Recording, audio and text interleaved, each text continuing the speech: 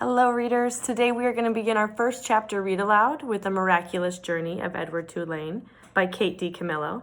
And you might recognize that author because she is the author of the Mercy Watson series that we've read before. So we're going to begin our first chapter here. And today what I want you to be thinking about while we're reading is how an author develops a character throughout a story. And what I mean by that is that we know that authors tell us lots about our character at the very beginning. So when we're reading our first chapter today, I want you to be thinking about all of our characters.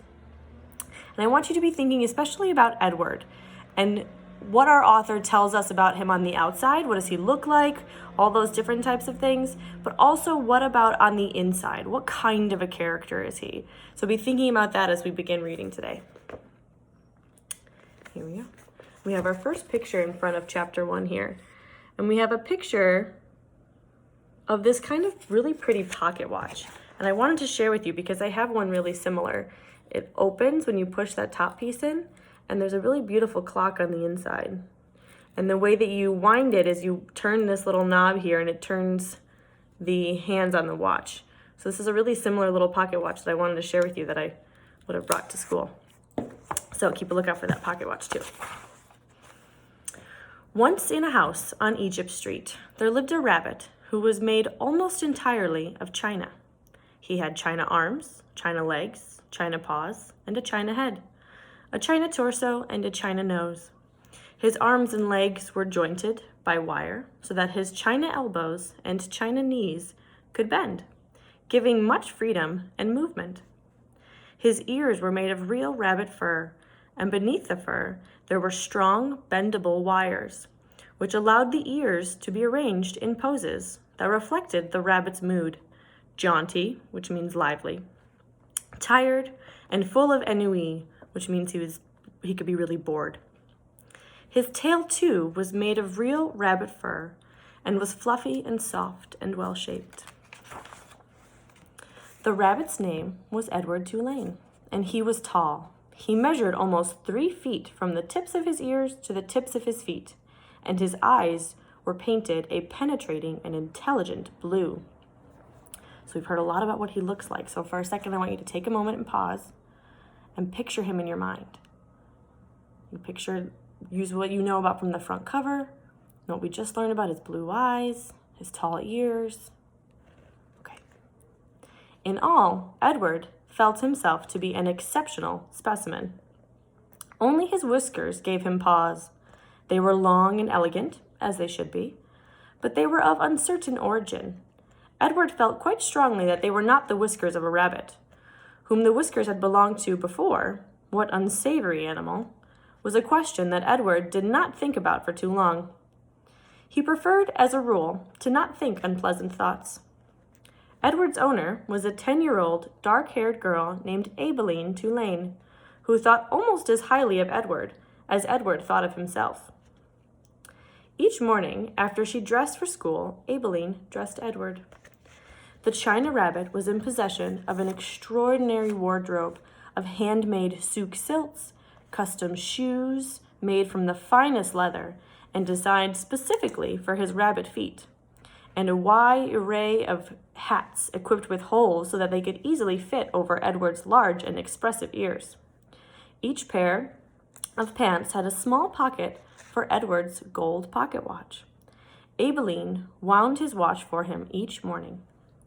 "Now, Edward," she said to him after she was done winding the watch, "when the big hand is on the 12 and the little hand is on the 3, I will come home to you." She placed Edward in the chair in the dining room and moved the chair so that Edward was looking out the window and could see the path that led up to the Tulanes' front door. Aileen balanced the watch on his left leg. She kissed the tips of his ears, and then she left, and Edward spent the day staring out at Egypt Street, listening to the tick of the watch and waiting. Of all the seasons, the rabbit most preferred winter, for the sun set early and the dining room windows became dark, and Edward could see his own reflection in the glass. And what a reflection it was! What an elegant figure he was! Edward was never ceased to be amazed by his own fineness. So here I'm thinking, we're hearing a lot about what he's like on the inside. He really likes to see his reflection. He's amazed at his own fineness. So what does that tell us about what kind of a character he is on the inside? In the evening, Edward sat at the dining room table with the other members of the Tulane family. Aibileen, her mother and father, and Abileen's grandmother, who was called Pellegrina. True, Edward's ears were barely clipped to the top of the table, and also true, he spent most of the meal staring straight at nothing but the blinding white of the tablecloth. But he was there, a rabbit at the dinner table. So we've met some new characters here. So now we've got Edward, we have Aibileen, we have Abileen's mother and father, and then Abileen's grandmother, Pellegrina. Abileen's parents found it charming that Aibileen considered Edward real, and that she sometimes requested that a story be repeated because Edward had not heard it. Papa, Aibileen would say, I'm afraid that Edward didn't catch that last bit. Abileen's father would turn in the direction of Edward and speak slowly, repeating what he had just said so that the china rabbit could hear him. Edward pretended, out of the courtesy of Aibileen, to listen. But, in truth, he was not very interested in what people had to say. And also, he did not care for Aibileen's parents and their condescending manner towards him. That means that they didn't say it very nicely towards him.